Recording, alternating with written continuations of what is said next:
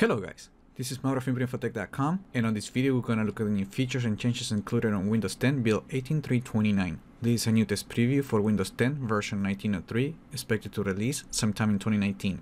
Now let's have a closer look at the most important changes in this release.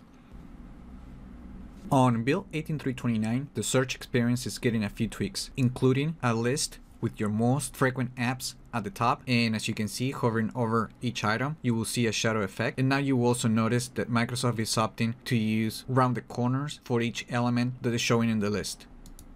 As part of the Windows Mixed Reality, you can now run Win32 programs when using that experience.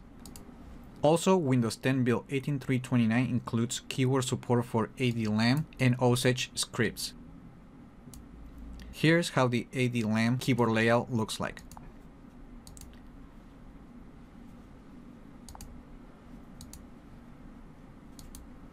On build 18.3.29, the Mail and Calendar app are also getting an update to extend the dark mode to more elements.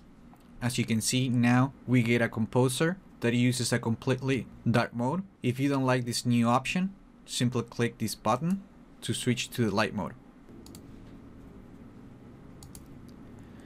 Also, in this update, you can now set your default text, size, and color using this new settings page. You can either select your new font settings for one account, or if you have multiple accounts, you can check this option. And that's pretty much all that's new with Windows 10 build 18.3.29. If you want to learn a little more about this flight, click the link in the video description below. Remember to like the video, leave your comments, subscribe to the channel if you haven't done that yet, and I just hope this video was informative for you, and I would like to thank you for viewing.